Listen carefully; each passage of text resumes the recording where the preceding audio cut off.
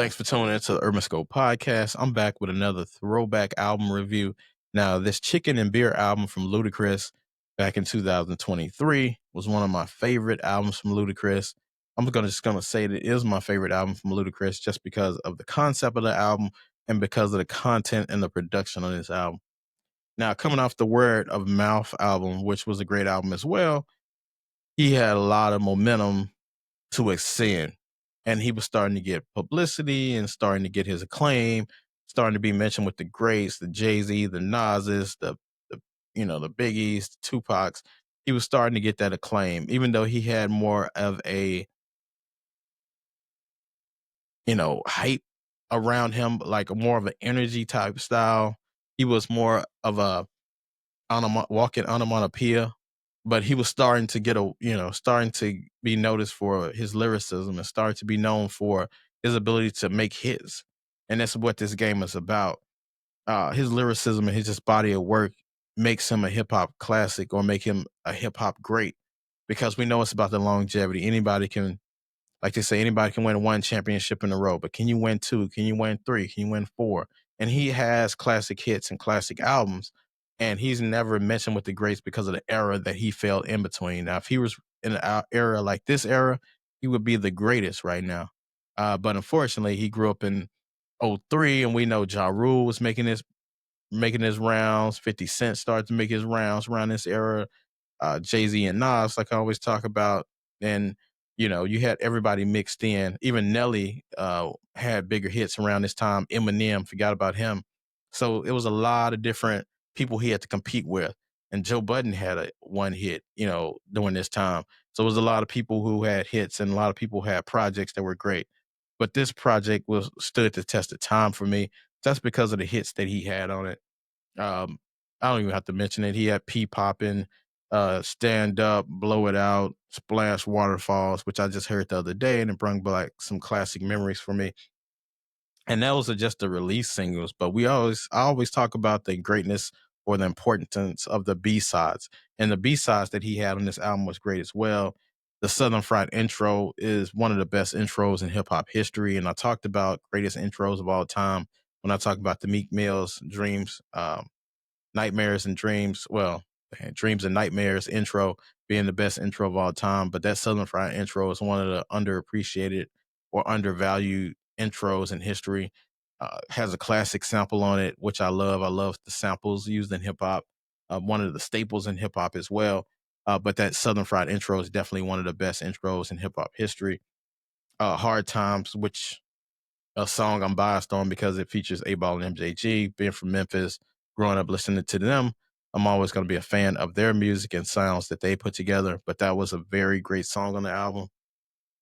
Hoes in My Room with Snoop Dogg, where he takes jabs at Bill O'Reilly.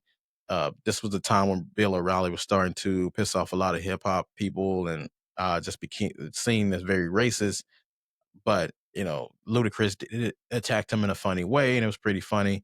So Ludacris always had those elements of humor or comedy in his albums as well. So he just didn't give you him sing, but he gave you comedy as well and gave you energy, similar to what Onyx did and other greats like that did. Um, we got another song which is I'm kind of biased on because of the DJ Paul and Juicy J production on this song, but stellar production is, as always from those guys from 666 Mafia. And then Ludacris, switched up his flow and it was a good product as well. So it wasn't just about the production, but it was the fit or the marriage, we like to say in hip hop, that they put together on that song.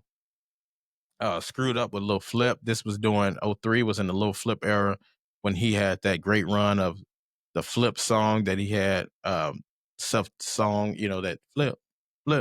When he had that song out and he had the Sunshine song, he was on fire in '03. And not even mention Lil Flip of artists Ludacris had to compete with at that time.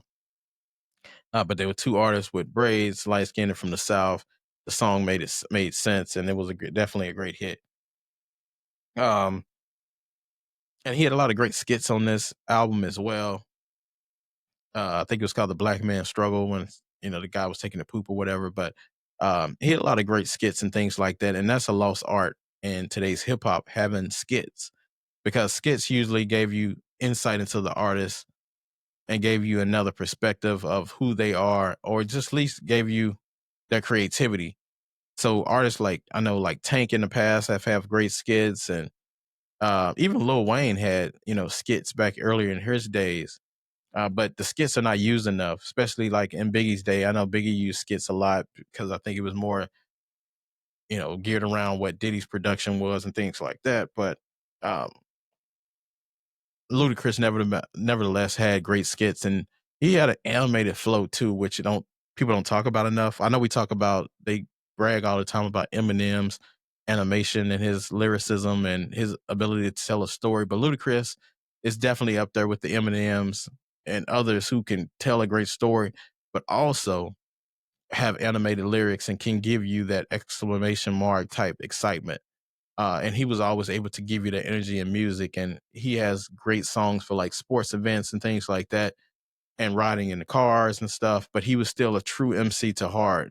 Um, and it's very difficult to do both. And he's always had great production and that quality sound, that clear cut clarity that you want from hip hop artists. And you can understand their words, and there's never any ambiguity about something that he said. And I don't know if it was just his engineers or just his diction, but I think it's a mixture of both. But salute to both those producers, and to him for having that clear cut clarity sound that most artists don't have, especially today, because there's a lot of ambiguity between what they're saying. Is she 5'2" or she fine too?